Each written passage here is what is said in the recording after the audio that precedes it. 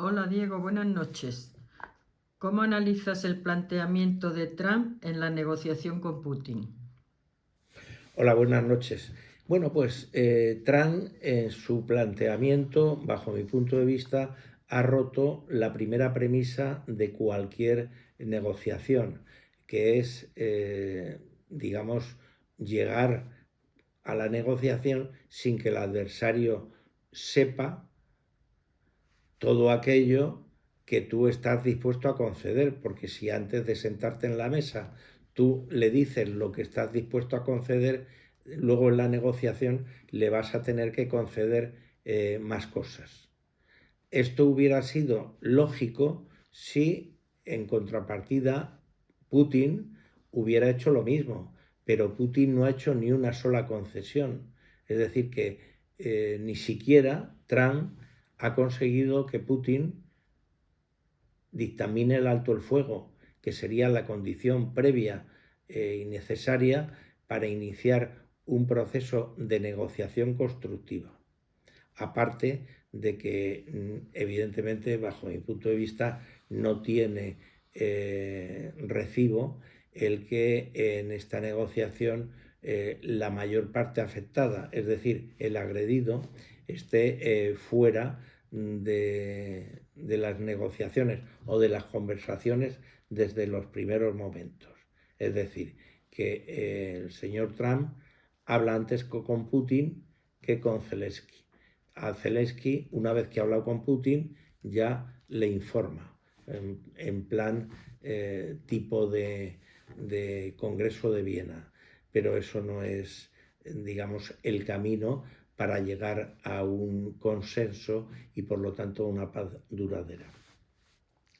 Al ver a Trump y a Putin, uno ve la diferencia que hay entre un negociador neoyorquino de éxito en temas inmobiliarios y en temas de negocios bursátiles en comparación con un viejo coronel de la KGB que en el ámbito en donde se van a poner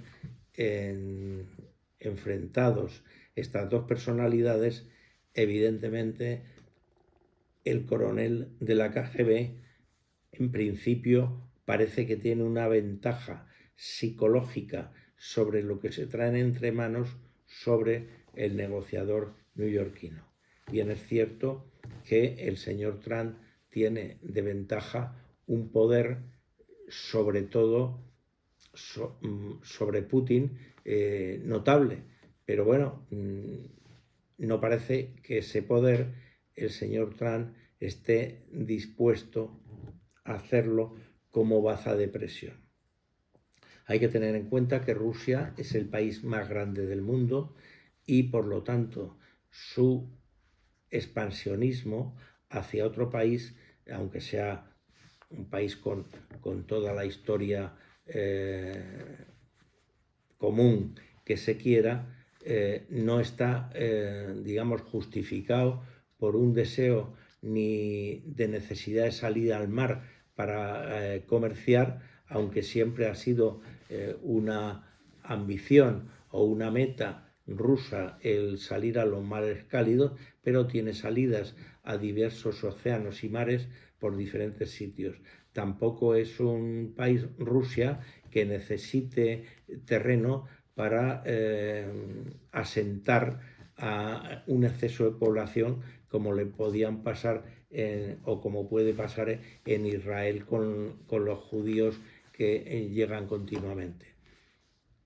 Tampoco es que Rusia tenga una escasez de materias primas, todo lo contrario, tiene un potencial y una riqueza impresionante. Entonces, lo único que puede justificar ese expansionismo es un deseo de imperial o un deseo de recuperar de alguna forma la antigua Unión Soviética o al menos parte de ella, o una situación mixta entre ambas posibilidades.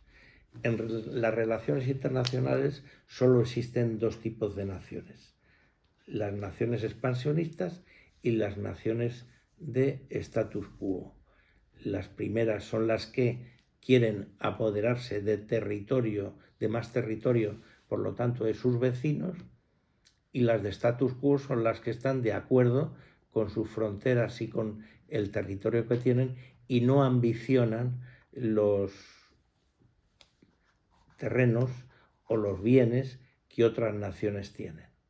Entonces, el que en esta negociación pueda darse una situación similar a la que se dio con Alemania antes de la Segunda Guerra Mundial, un cúmulo de cesiones territoriales, evidentemente lo único que harían serían potenciar y animar a ese espíritu imperial de Rusia, cosa que desde luego no generaría a corto, medio ni largo plazo estabilidad continental.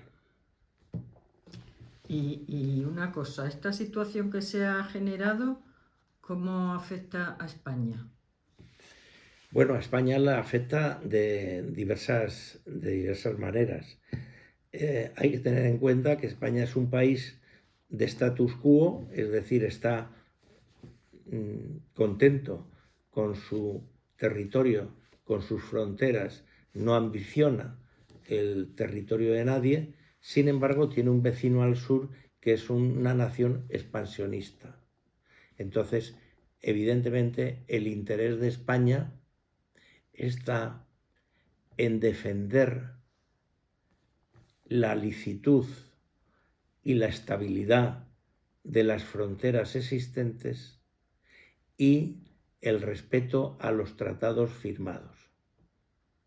Entonces, para España es importante el que en Ucrania, cuando se cierre la guerra, no se gestione un derecho de conquista que, desde luego, si fuera así y se dividiera el mundo en regiones de influencia donde el fuerte podía mover a su antojo las naciones que están en esa esfera de influencia, nosotros nos veríamos afectados directamente por la presión que tenemos con Marruecos. Entonces, España, repito, le interesa el respeto y la integridad territorial de las naciones y sobre todo el respeto a los tratados y a gestionar las relaciones internacionales en el plano multilateral, es decir, donde intervengan todas las partes concernidas. Ok, muchas gracias. Hasta mañana. Hasta mañana.